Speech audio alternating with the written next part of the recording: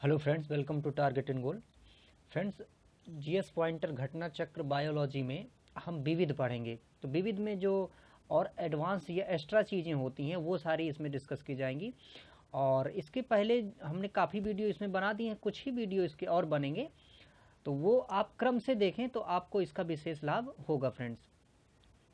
तो चलिए शुरू करते हैं। ये विविध मायोग्लोबिन में होता है। मायोग्लोबिन में क्या होता है? लोहा होता है। मतलब कि मायोग्लोबिन में लौहांश पाया जाता है। डिंगो, एल्सेशियन, डाल्मेशियन तथा लेब्राडोर स्वान प्रजातियों में से, मतलब कुत्तों की प्रजातियों में से कौन भौंकने में असमर्थ है? तो इनमें से देखिए, जो डिंगो होता है ये भौंकने में असमर्थ होता है, ये भौंकता नहीं, लेकिन भौंकने के वजह इसके अलावा वो दूसरी तरह की आवाज़ें निकालता है। तो डिंगो जो होता है कुत्ता, वो भौंकने में असमर्थ होता है। रेड रिबन एक्सप्रेस चलता फिरता दृश्य साधन है किसका? एड्स हेतु प्रचार का। मतलब कि आपने रेड रिबन, इस तरह का रिबन देखा होगा, ये एड्स के प्रचार के लिए किया जाता है ताकि लोग इससे जागरूक हो सकें। डॉक्टरों द्वारा मरीजों के उदर के अंदर का परीक्षण एंडोस्कोप द्वारा किया जा सकता है, जो कार्य करता है प्रकाश के सकल आंतरिक परावर्तन के सिद्धांत पर। यहाँ पे देखिए, जो एंडोस्कोप होता है ये क्या होता है कि एक लचीला एक वायर का कॉम्बिनेशन होता है एक प्रकार से, जिसको व्यक्ति के मुंह से प्रविष्ट कराया जाता है पेट में, उसके उदर, उदर मतलब पेट है ना, यहाँ पर प्रविष्ट कराया जाता है। फिर इसके बाद में क्या है कि उसकी जो प्रक्रिया है वो प्रकाश के पूर्ण आंतरिक परावर्तन पे वो काम करता है। तो हमारे पेट के अंदर जो भी चीज़ें होती हैं वो बाहर उसका पिक्चराइजेशन देखा जा सकता है, तो इसका प्रयोग किया जाता है। तो ये भी क्वेश्चन पूछा जा सकता है कि मतलब पेट के अंदर अगर चेक करना है तो किसका उपयोग करेंगे? एंडोस्कोप का यूज करेंगे। मानव शरीर की आंतरिक संरचना के अवलोकन के लिए प्रयोग किए जाने वाली परिकल्पित फोटोग्राफी के लिए प्रयोग किया जाता है किसका? एक्स किरणों का। तो जो एक्स किरणें होती हैं, आप अगर हमारे अंदर चेक करना है तो क्या करेंगे? एक्स किरणों का यूज किया जाता है। भारत में मिशन इंद्रधनुष अभियान संबंधित है। ये किससे संबंधित है? ये संबंधित है बच्चों के टीकाकरण से। तो बच्चों के टीकाकरण के लिए मिशन इंद्रधनुष चलाया गया, जिसमें बच्चों के टीके लगाए जाते हैं। पुनः देखिए, यहाँ पर इंद्रधनुष के बारे में पूछा जा रहा है। तो इंद्रधनुष से टीके, बच्चों का टीकाकरण किया जाता है और इसमें बच्चों को 7 टीके लगाए जाते हैं। इसलिए इसका नाम इंद्रधनुष रख दिया गया, क्योंकि इंद्रधनुष में 7 कलर होते हैं। कोलेस्ट्रॉल क्या है? कोलेस्ट्रॉल जंतु वसा में उपस्थित एक वसी अल्कोहल है। तो ये है कोलेस्ट्रॉल। कोलेस्ट्रॉल एक क्या है? स्टेरॉयड है। और कोलेस्ट्रॉल बैड कोलेस्ट्रॉल होता है और गुड कोलेस्ट्रॉल होता है। तो गुड कोलेस्ट्रॉल जो होता है वो स्वास्थ्य के लिए अच्छा होता है, लेकिन बैड कोलेस्ट्रॉल जो होता है वो धमनियों में जम जाता है। यहाँ पर देखिए बता ही रहा है आगे उसमें कि कोलेस्ट्रॉल का असमान स्तर संबंधित है धमनियों के कठोर हो जाने से। मतलब कि ब्लड की जो वेम्स हैं, नसें हैं, धमनियाँ जिनमें से कि शुद्ध खून बहता है, उनके अंदर ये क्या होता है? जमने लगता है। अगर बैड कोलेस्ट्रॉल है तो फिर उससे प्रॉब्लम होती है। चिकित्सक परामर्श देते हैं कि हमें अपना भोजन वनस्पति घी की अपेक्षा तेल से बनाना चाहिए, क्योंकि तेल में असंतृप्त हाइड्रोकार्बन्स होते हैं या तेल असंतृप्त वसाएं हैं। तो यहाँ पर देखिए, ये जो वनस्पति घी होता है ये क्या होता है कि संतृप्त वसाएं होती हैं, और संतृप्त वसाएं जो हैं वो शरीर में बैड कोलेस्ट्रॉल को बढ़ाती हैं, लेकिन जो तेल होता है शुद्ध, वो बैड कोलेस्ट्रॉल को नहीं बढ़ाता है, क्योंकि ये असंतृप्त वसाएं होती हैं। इसलिए हमें तेल पे खाना पकाना चाहिए, ना कि डालडा पे। मानव स्वास्थ्य के लिए ट्रांस वसा समानतः हानिकारक समझा जाता है, क्योंकि यह स्तर कम करता है किसका? एचडीएल का। चूंकि ये एचडीएल का स्तर कम करता है, इसलिए जो ट्रांस वसाएं हैं वो समानतः हानिकारक समझी जाती हैं।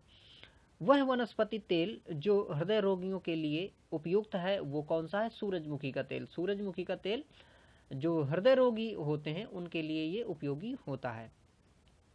जुलाई 2004 में एचआईवी एड्स पर विश्व का अब तक का सबसे बड़ा अधिवेशन आयोजित किया गया था। कहाँ पे? बैंकॉक में।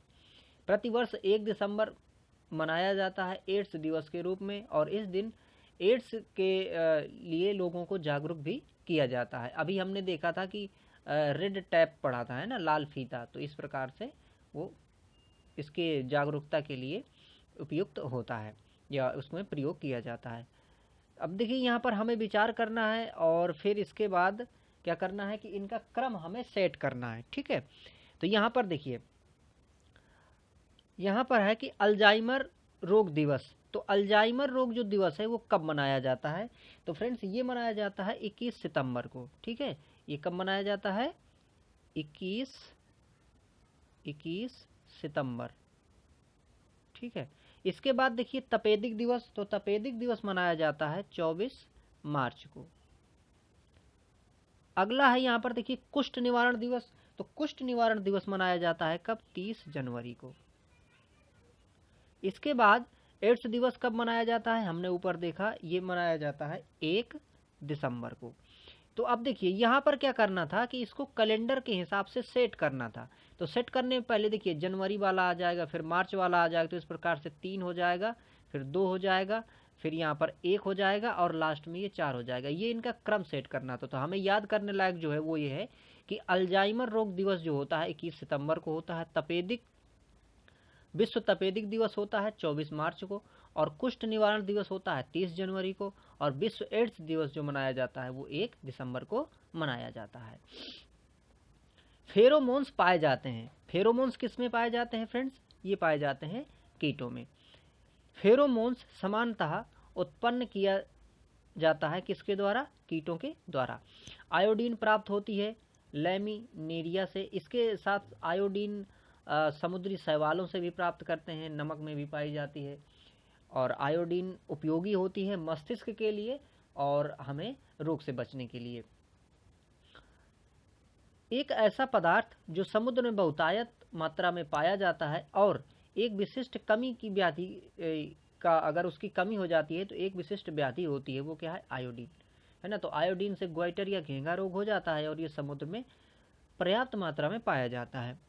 लिटमस अम्ल क्षार सूचक प्राप्त किए जाते हैं किससे? लाइकेन से। मतलब कि जो लिटमस पेपर होता है जो कि हमें बताता है कि कोई भी विलयन अम्लीय है या क्षारीय है, वो किसके बनते हैं? लाइकेन के बनते हैं। पुनः देखिए हमें क्या करना है? सुमेलित करना है। एसिटिक अम्ल। तो एसिटिक अम्ल किसमें पाया जाता है? सिरका में। लैक्टिक अम्ल किसमें? दूध में पाया जाता है। ब्यूटेरिक अम्ल मक्खन में पाया जाता है। इसके बाद अगर हम साइट्रिक अम्ल की बात करें तो ये नींबू में पाया जाता है। कार्बोनिक अम्ल सोडा वाटर में पाया जाता है। फार्मिक अम्ल लाल चींटी में पाया जाता है। और टार्टरिक अम्ल जो है वो किसमें? अंगूर में पाया जाता है। पुनः एक बार मैं आपको रिवाइज कराता हूँ। एसिटिक अम्ल सिरका, लैक्टिक अम्ल दूध, ब्यूटेरिक अम्ल मक्खन, साइट्रिक अम्ल नींबू, कार्बोनिक अम्ल सोडा वाटर, और फार्मिक अम्ल लाल चींटी, और टार्टरिक अम्ल अंगूर का रस। तो ये महत्वपूर्ण है और ये एग्जाम में फ्रेंड्स पूछे भी जाते हैं। पुनः देखिए हमें मिलान करना है सूची 1 से सूची 2। हड्डियों में उपस्थित यौगिक, ये क्या है? ये है कैल्शियम फास्फेट। तो ये होता है हड्डियों में उपस्थित होता है। फलों का पकना, ये किससे संबंधित है? इथिलीन से। इथिलीन जो है वो फलों के जो कच्चे फल होते हैं उनको कृत्रिम रूप से पकाने में उपयोग की जाती है। त्वचा कैंसर। त्वचा कैंसर कैसे होता है? पराबैंगनी किरणों से। अगर सूर्य से आने वाली पराबैंगनी किरणें ओजोन परत के द्वारा न रोक ली जाएं तो मनुष्य के शरीर में उसकी त्वचा में कैंसर होने की संभावना बहुत ज़्यादा बढ़ जाए। तो पराबैंगनी किरणें त्वचा का कैंसर कर सकती हैं, त्वचा में कैंसर बना सकती हैं। ध्वनि प्रदूषण, डेसिबल, है ना। ध्वनि प्रदूषण जो है ये ध्वनि है उसकी माप क्या है? डेसिबल। अगर एक विशेष डेसिबल से ध्वनि ज़्यादा हो रही है तो ध्वनि का प्रदूषण हो जाता है। वैश्विक तापन। वैश्विक तापन का जो कारण है वो कार्बन डाइऑक्साइड है, क्योंकि इससे ग्लोबल वार्मिंग होती है। ओजोन छिद्र, क्लोरोफ्लोरोकार्बन, CFC जो गैसें होती हैं, CFC क्लोरोफ्लोरोकार्बन, ये गैसें ओजोन परत को क्या करती हैं? नष्ट करती हैं। तो इसलिए ओजोन छिद्र जो बनता है वो क्लोरोफ्लोरोकार्बन से बनता है। पुनः देखिए मिलान करना है। लैक्टोबैसिलस, ये एक जीवाणु होता है जो क्या करता है? दही जमाने का काम करता है। अगर लैक्टोबैसिलस ना हो तो दही नहीं जमेगा। राइजोबियम, ये नाइट्रोजन स्थिरीकरण का काम करते हैं और ये जो राइजोबियम होते हैं ये दाल वाले पौधों में पाए जाते हैं, उनकी जड़ों में, गांठों में ये पाए जाते हैं और ये नाइट्रोजन को नाइट्रेट के रूप में बदल देते हैं और वही नाइट्रेट पौधों द्वारा ली जाती है और वही जो नाइट्रेट है हमें प्रोटीन के रूप में मिलती है। इसलिए जो प्रोटीन है वो उसके लिए आवश्यक जो तत्व हो गया क्या, नाइट्रोजन, और नाइट्रोजन पौधे किस रूप में लेते हैं, नाइट्रेट के रूप में लेते हैं। ईस्ट, ईस्ट का काम क्या है, एल्कोहल उत्पादन में ये उपयोग किया जाता है, उसके किण्वन के लिए प्रयोग किया जाता है ईस्ट। एस्परजिलस, सिट्रिक अम्ल बनाने में एस्परजिलस का प्रयोग किया जाता है। बैसिलस थुरिनजिएंसिस का उपयोग होता है जैविक कीटनाशक के रूप में। तो बैसिलस थुरिनजिएंसिस का उपयोग कीटनाशक रूप में किया जाता है। एक जीव जो ताड़ी के किण्वन के लिए उपयोग किया जाता है वो क्या है, सैकेरोमाइसिन। ये देखिए ताड़ी जो होती है इससे एक शराब जैसी चीज ही बनाई जाती है, लगभग शराब जैसी होती है वो, तो इसके किण्वन के लिए क्या प्रयोग किया जाता है, तो वो किया जाता है प्रयोग सैकेरोमाइसिन। एथेनॉल के व्यावसायिक उत्पादन में प्रयोग में लाया जाता है सैकेरोमाइसिन सेरेविसी। तो सैकेरोमाइसिन एथेनॉल भी अगर बनाना है तब भी उपयोग में लाया जाता है। एक सूक्ष्म जीव जो शराब उद्योग में अल्कोहलिक किण्वन के लिए उपयोग किया जाता है वो क्या है, ईस्ट। तो जो शराब बनाई जाती है वो ईस्ट डाल के बनाई जाती है। इसका प्रयोग भी साधारण सा किया जा सकता है, जैसे शक्कर का घोल है, अगर उसमें ईस्ट डाल दें और कुछ समय तक रखें, रहने दिया जाए तो वो शराब जैसी महक देने लगेगा, तो ये ईस्ट का काम है। कथन और कारक दिए हैं। कथन है शाकनाशी उपयोगी पौधों को बिना क्षति पहुंचाए अपतरणों को नष्ट कर सकते हैं। कारण दिया है अपतरणों एवं फसली पौधों द्वारा शाकनाशी भिन्न भिन्न दरों पर अवशोषित होते हैं। तो देखिए यहाँ पर कथन और कारण दोनों सही हैं और कारण जो है वो कथन की व्याख्या कर रहा है। कैसे, शाकनाशी, शाकनाशी का मतलब ये है कि जैसे खरपतवारों को नष्ट करने के लिए जो हम दवाइयाँ डालते हैं, छिड़कते हैं खेतों में, वो होते हैं शाकनाशी। अब ये शाकनाशी क्या करते हैं कि जो हम जिस फसल में डाल रहे हैं उस फसल के पौधों को नुकसान नहीं पहुंचाते हैं, लेकिन अपतरणों मतलब कि जो खरपतवार होते हैं उनको नष्ट कर देते हैं। और ऐसा इसलिए होता है क्योंकि इसमें वैज्ञानिक रूप से इस तरह से ये शाकनाशी बनाए जाते हैं कि जो खरपतवार हैं वो इनका शोषण कर लेते हैं, अवशोषण कर लेते हैं, लेकिन जो बाकी जो हमारी फसल है वो उसको अवशोषित नहीं करती है, इसलिए वो नष्ट हो जाते हैं। तो यहाँ पर कारण भी सही है और ये जो कारण है कथन को क्या कर रही है, व्याख्यायित कर रही है। नीम के पेड़ के संदर्भ में निम्नलिखित कथनों पर विचार कीजिए। पहला कथन है इसमें, कुछ जाति के कीटों और बरुथियों के प्रतिरोध भवन को नियंत्रित करने के लिए नीम तेल का प्रयोग कीटनाशक के रूप में किया जा सकता है, ये बात सही है यहाँ पर। दूसरा देखिए, नीम के बीजों का उपयोग जैव ईंधन और अस्पताल अपमार्जकों का निर्माण करने के लिए भी कर सकते हैं, ये भी बात यहाँ पर सही है। और नीम के तेल का अनुप्रयोग औषधि रूप में भी कर सकते हैं, ये भी यहाँ पर बात सही है। तो नीम जो है काफ़ी उपयोगी है और भारत में ये आसानी से उपलब्ध भी है, इसलिए हमें इसका उपयोग यथासंभव करना चाहिए। स्थानीय वनस्पति का संग्रह क्या कहलाता है, ये कहलाता है हार्बेरियम। इसका मतलब ये कि अगर स्थानीय जो भी वनस्पति हैं उनका हम संग्रह कर रहे हैं तो उसे हार्बेरियम कहा जाएगा। मूंगा, पन्ना, माणिक तथा पुखराज में से जैविक मूल का है, इसमें जैविक मूल का क्या है, मूंगा।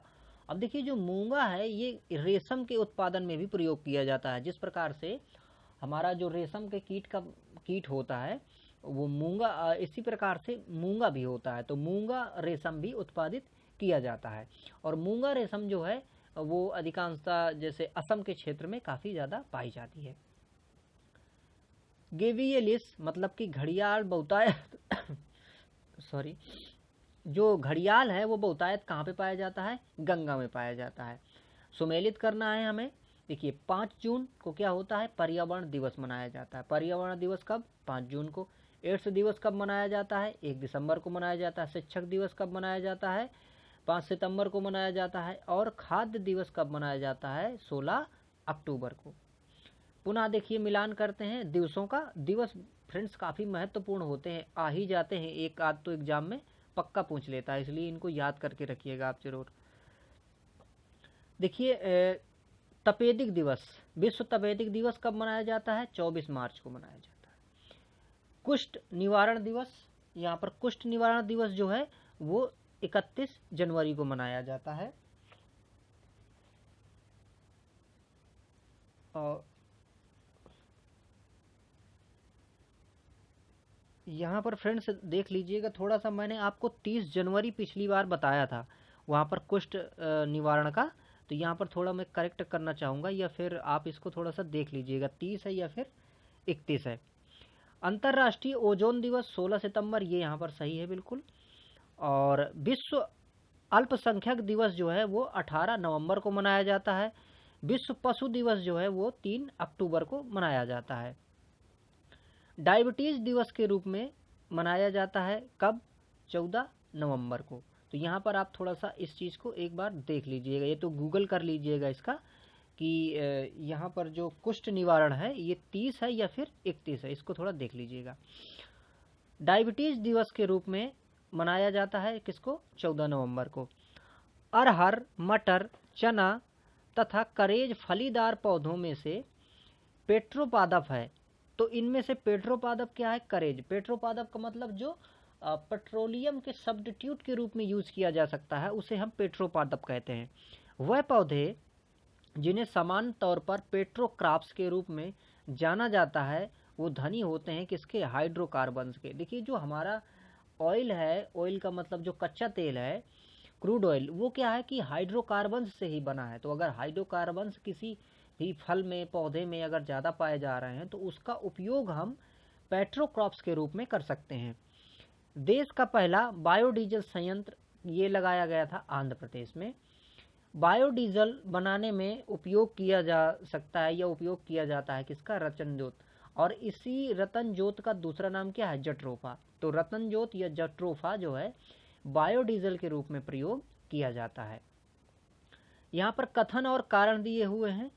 कथन में है कसकुटा यानी कि अमरवेल परजीवी आवृत बीजी का एक उदाहरण है।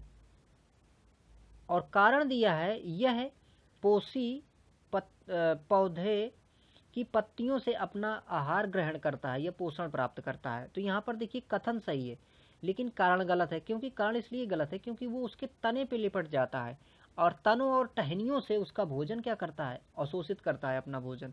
और कसकुटा जो अमरवेल है ये परजीवी होता है, ये किसी भी पेड़ में लिपट जाता है और अपना भोजन उसी पेड़ से ग्रहण करता है, उसी पेड़ से लेता है और ये आवृतबीजी होता है।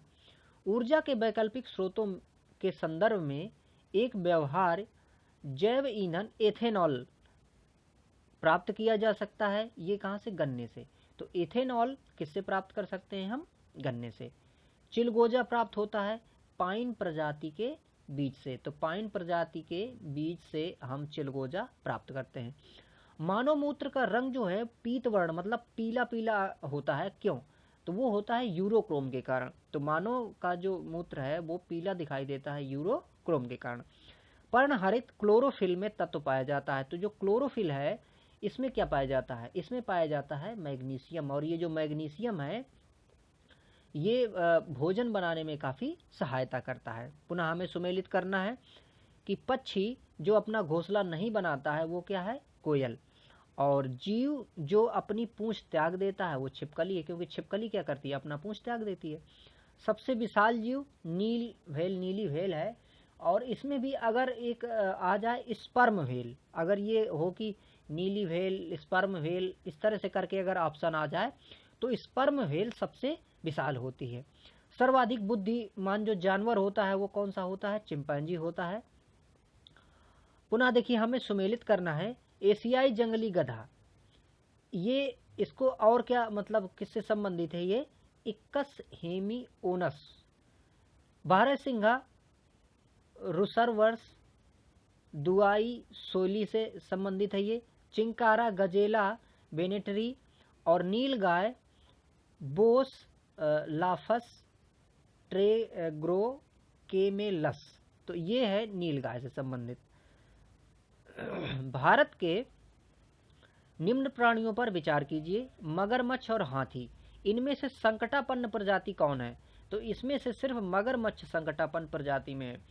देखिए जो एक IUCN है वो रेड लिस्ट जारी करता है, रेड लिस्ट के हिसाब से कौन सा जानवर किस उसमें आ रहा है कैटेगरी में, कोई संकटापन्न है, कोई अति संकटापन्न है, या फिर कोई वल्नरेबल, तो इस तरह से उसकी कैटेगरी IUCN की रेड लिस्ट में आकी जाती है। पुनः देखिए हमें सुमेलित करना है, जीन संबंधन एवं पुनर्योजन या पुनर्योगज DNA प्रौद्योगिकी, ये किससे संबंधित है? अनुवांशिक अभियंत्रण से, मतलब कि जो अनुवांशिक तकनीकी का बदलाव कर रहे हैं, ये DNA की तकनीक है, वो अनुवांशिक अभियंत्रण कहलाती है। गर्भस्थ शिशु में आनुवांशिक व्याधियां जांचने के लिए निदान सूचक परीक्षण जो है वो कहलाता है एमनियोसेंटेसिस। एक प्रक्रम जिसके द्वारा जीवित सूक्ष्म जीव जटिल पदार्थ को सरल अवयवों में तोड़ते हैं वो कहलाता है जैव निम्नीकरण। जैव निम्नीकरण का साधारण सा मतलब ये है कि जो भी हमारे पदार्थ हैं, कार्बनिक पदार्थ हैं, उन कार्बनिक पदार्थों को डिग्रेड करके अकार्बनिक पदार्थों में बदल देना, ये काम है जैव निम्नीकरण। मानव तंत्र के प्रति ऑक्सी कारकों का कार्य है क्या है? यह मुक्त मूलकों के प्रभाव से कोशिकाओं को बचाते हैं। पुनः देखिए हमें मिलान करना है सूची 1 से सूची 2 का। सूची 1 में दिया है EEG, तो EEG परीक्षण जो है वो किससे संबंधित है? मस्तिष्क से संबंधित है। अगर वहीं पर ECG बात करें तो क्या है? वो हृदय से संबंधित है। EOG संबंधित है किससे? आंख से। और EMG ये संबंधित है मांसपेशियों के परीक्षण से। ऑडियोग्राम कान से संबंधित है और मैमोग्राम संबंधित है वक्ष या मतलब सीने से। हृदय, फुफ्फुस, मस्तिष्क तथा वृक्कों में से जिसकी क्रियाविधि रिकॉर्ड करने हेतु EEG का प्रयोग किया जाता है वो क्या है? मस्तिष्क। तो मस्तिष्क का परीक्षण अगर करना है तो EEG प्रयोग किया जाता है या EEG विधि प्रयोग की जाती है। मानव शरीर के भीतर भाग मतलब भीतरी भाग में रोगों की पहचान के लिए एंडोस्कोप का उपयोग किया जाता है। जब डॉक्टर किसी को कहता है कि उसे टेट्राप्लेजिया है या टेट्राप्लेजिया हो गया है तो उसका क्या आशय है? उसका साधारण सा आशय ये है कि दोनों हाथों और पैरों में क्या है? उसको पक्षाघात हो गया है, मतलब कि उसको लकवा हो गया है। तो फ्रेंड्स इस वीडियो में इतना ही। इसमें जो विविध में और भी कंटेंट रहेगा वो हम आपको आगे प्रोवाइड करेंगे। और इस वीडियो को आपने देखा, आपका बहुत बहुत धन्यवाद। इसके साथ आप और वीडियो भी जो इसमें हम बना रहे हैं, चाहे वो फिजिक्स का है, केमिस्ट्री का है, जियोग्राफी है, पॉलिटी है, वो आप इस वीडियो इस चैनल में देख सकते हैं friends. Thank you for watching.